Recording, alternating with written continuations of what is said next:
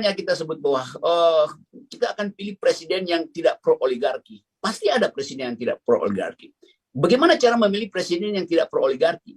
Oke, kita pilih dia melalui aturan yang dibuat oleh oligarki, yaitu 20%. Kan konyol logika itu kan. Jadi kita ingin presiden tidak pro oligarki, tapi si calon presiden ini bermain di dalam aturan yang dibuat oleh oligarki. Ketum-ketum partai politik bermanuver dan malah memberikan statement bahwa yang menentukan capres adalah hak prerogatif saya sebagai ketum parpol. Dan saya melihat di beberapa parpol, atau bisa dikatakan hampir semua parpol juga seperti itu. Gitu ya, mudah-mudahan PKS tidak. Nah, bagaimana Bung Rocky melihat ini? Di sisi lain tadi saya tanyakan ke Mbak Titi, seperti di Amerika kan, proses penentuan pemilihan capres itu juga sangat demokratis, baik di Partai Republik ataupun Demokrat melalui konvensi capres yang berlangsung beberapa lama dan publik bisa berpartisipasi menilai figur capres tersebut. Nah, bagaimana kondisi partai politik di Indonesia ini yang seakan-akan ketum parpol ini dia yang menentukan arah bangsa ke depan ini melalui penentuan hak prerogatif dalam menentukan capres?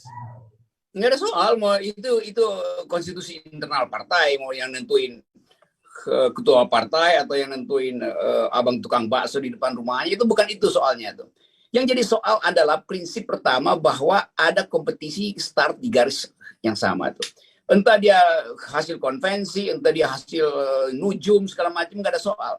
Yang penting taruh dia di garis 0%, itu intinya tuh. Ibu Mega betul, memang nggak ada koalisi, nggak perlu ada koalisi. Oleh karena itu, nolkan threshold. Koalisi terjadi karena dilarang, dihambat di 20% kan. Kalau nggak dihambat kan memang nggak ada koalisi. Jadi kelurusan pikiran Ibu Mega juga kita tagih. Kalau Ibu Mega mengatakan tidak perlu ada koalisi-koalisi. Oh iya betul Ibu Mega. Apa yang mesti dilakukan supaya tidak ada koalisi? Ya nolkan threshold itu. Kan begitu logikanya kan. Nggak, tapi Ibu Mega tambahkan ya koalisi nggak boleh. Kalau kerjasama boleh. Di dalam kamus Oxford Dictionary, koalisi itu artinya kerjasama.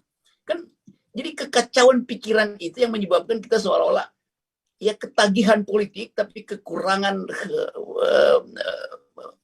wisdomnya dari demokrasi. Kita kelebihan politik, kekurangan demokrasi. Kan itu yang terjadi kan. Karena saya terangkan satu problem. Tadi Pak Mardhani bilang ini high cost. Oligarki juga tahu ini high cost. Akhirnya mereka ajukan proposal yang sekarang diam-diam sedang diedarkan. Supaya tidak high cost, jangan 2 putaran. 1 putaran aja. Prinsipnya apa? Single majority. Artinya udah dihitung. Dengan 1 putaran udah pasti menang. Yang satu adalah lawan yang dilemahkan, yang satu adalah lawan yang diumpankan. Kan itu akal-akalan oligarki kan. Ya single majority aja. Kalau cuma dapat 30% ya udah, yang lain pasti yang 4 itu kalau ada kan mestinya 5. Secara matematik 5 bisa maju tuh. Kalau satu dapat 30%, yang lain tinggal 20. Itu yang namanya single majority, nggak perlu putaran kedua.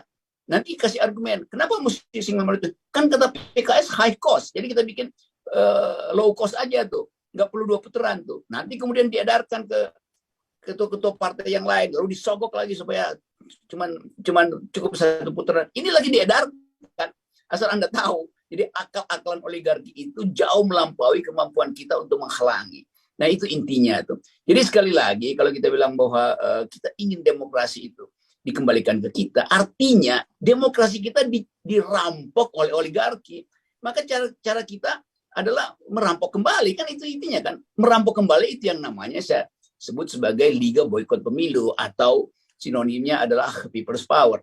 Kan itu intinya, itu yang saya selalu sebut. Kalau kelurusan pikiran kita jaminkan hari ini, maka generasi baru milenial akan merasa oke, dibukakan jalan untuk berpikir lurus dan melakukan aktivitas secara bermutu. Kan dasarnya begitu. Kalau misalnya kita sebut bahwa kita akan pilih presiden yang tidak pro oligarki, pasti ada presiden yang tidak pro oligarki. Bagaimana cara memilih presiden yang tidak pro oligarki? Oke, kita pilih dia melalui aturan yang dibuat oleh oligarki, yaitu 20%. Kan konyol logika itu kan. Jadi kita ingin presiden tidak pro oligarki, tapi si calon presiden ini bermain di dalam aturan yang dibuat oleh oligarki. Itu illogical dalam pikiran, itu mengakibatkan berkonsekuensi pada kita, digrogoti moral kita.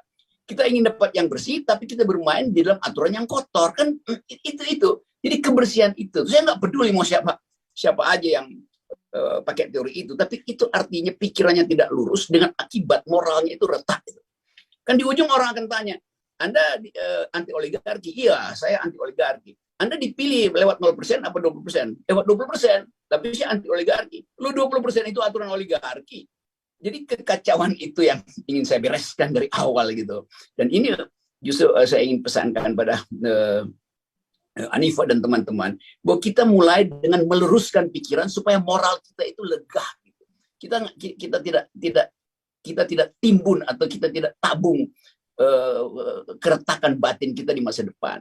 Itu intinya. Ada lagi teori yang mengatakan nanti setelah 2024 baru kita beresin oligarki. Bagaimana mungkin? Ya 2024 dihasilkan oleh oligarki. Demikian seterusnya. Jadi lakukan di luar sistem. Kecuali MK itu tiba-tiba dapat wangsit untuk percaya bahwa memang demokrasi itu harus 0%. Nah, dari situ kita bilang oke, mari kita sama-sama buat pemilu ini bagus. Kan cuma itu intinya kan. Jadi cuma dua pilihan, atau Anda jadi ternaknya oligarki, atau Anda masuk di dalam LBP tadi tuh, Liga Boikot Pemilu. Cuma itu pilihannya tuh. Pilihan ketiga tertutup, yaitu gerakan untuk judicial review dianggap sebagai yang nggak ada gunanya. Walaupun sekarang DPD akan maju sebagai institusi. Jadi DPD bukan sebagai ketua DPD atau anggota DPD yang akan melakukan judicial review, tapi lembaga itu akan menguji dalil Mahkamah Konstitusi yang tidak mau membatalkan prinsip open legal policy yang dihasilkan oleh persekutuan antara DPR dan pemerintah. Kan itu berarti akan terjadi ketegangan ketatanegaraan.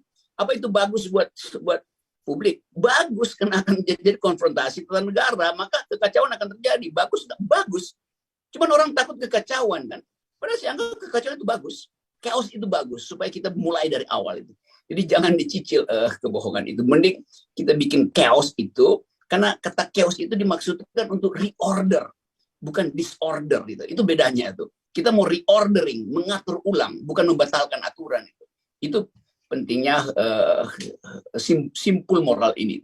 Tentu dengan konsekuensi akan dituju makar, itu menyebarkan kebencian. Oh, kita akan dalilkan bahwa kehendak rakyat itu ditentukan di saat ada krisis, dan krisis itu disebabkan oleh tertutupnya ada barrier to entry bagi moral demokrasi. Itu dalilnya tuh.